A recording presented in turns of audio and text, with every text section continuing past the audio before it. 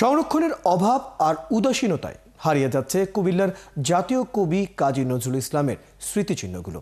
যেসব স্মারক কেন্দ্র করে কুমিল্লায় নজরুল মৃত্যুবার্ষিকী ও জন্মবার্ষিকী পালিত হয়, নজরুল ভক্তদের অভিযোগ শুধু কোনো আনুষ্ঠানিকতা থাকলে এইসব স্মৃতিচিহ্নের কাছে আসে কর্তৃপক্ষের লোকজন, বছরের অন্যান্য সময় থাকে অনাদরে, অবহেলায়। তাই দাবি উঠেছে কুমিল্লায় নজরুলের স্মৃতিচিহ্ন যথাযথভাবে সংরক্ষণের। কাজী এনামুল হকের তথ্য ও ছবিতে বিস্তারিত। কাজী নজরুল ইসলাম 1920 সালের এপ্রিল থেকে 1924 সালের জানুয়ারি পর্যন্ত 5 বারে 11 মাস কাটিয়েছেন।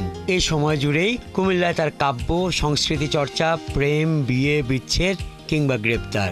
নজরুল মিশে আছেন নার্গিসের সঙ্গে অপূর্ণ প্রেমে। মুরাদনগরের দৌলতপুর, সেই আম গাছ নেই, তবে আম গাছের স্মৃতি সম্বলিত ফলক আছে। আছে পুকুর ঘাট, বিবর্ণ ভঙ্গুর, আছে নজরুল নার্গিসের নামের শিক্ষা প্রতিষ্ঠান।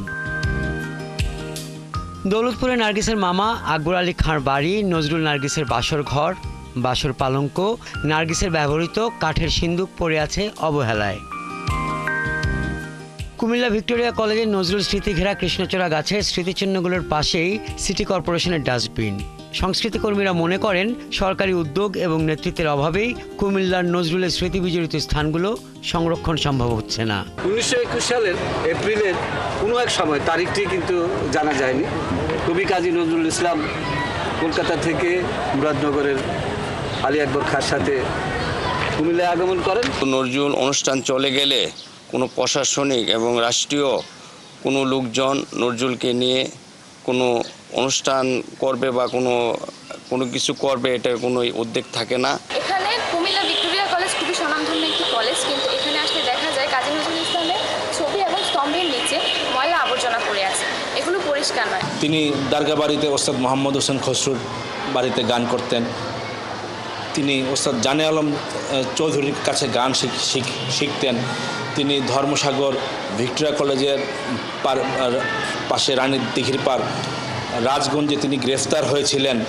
শহরের প্রতিটি জায়গায় তার স্মৃতি।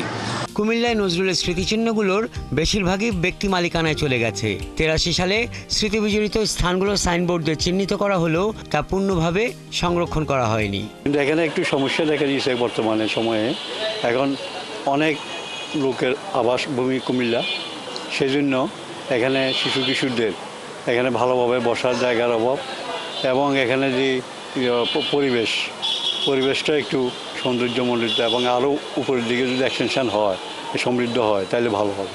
কুমিল্লায় নজরুল ইনস্টিটিউট থাকলেও লোকবল আর কার্যক্রম নিয়ে হতাশ নজরুল গবেষকেরা। এই কুমিল্লাতেই কিন্তু কবি ব্রিটিশ বিরোধী আন্দোলনে আমরা জানি তিনি অ্যারেস্ট হয়েছিলেন।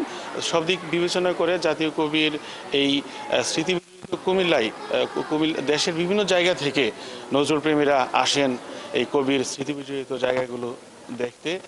নজরুল ইনস্টিটিউট কুমিল্লা কেন্দ্রটিও অনেকেই পরিদর্শন করতে আসে। এই প্রচেষ্টাটা সম্পূর্ণরূপে নজরুলের জন্য, কিন্তু এখানে ঠিক সেই জনবল এবং ওই মানসিকতার, তারা শুধু চাকরি করতে আসেন, নজরুলকে ভালোবেসে নয়, ফলে একটা বন্ধাত্ম সৃষ্টি হয়েছে। প্রতি বছর নজরুলের জন্ম ও মৃত্যুবার্ষিকীতে কুমিল্লায় অবহেলায় পড়ে থাকা তার স্মৃতিচিহ্ন সরকারি উদ্যোগে রক্ষণাবেক্ষণের দাবি ওঠে।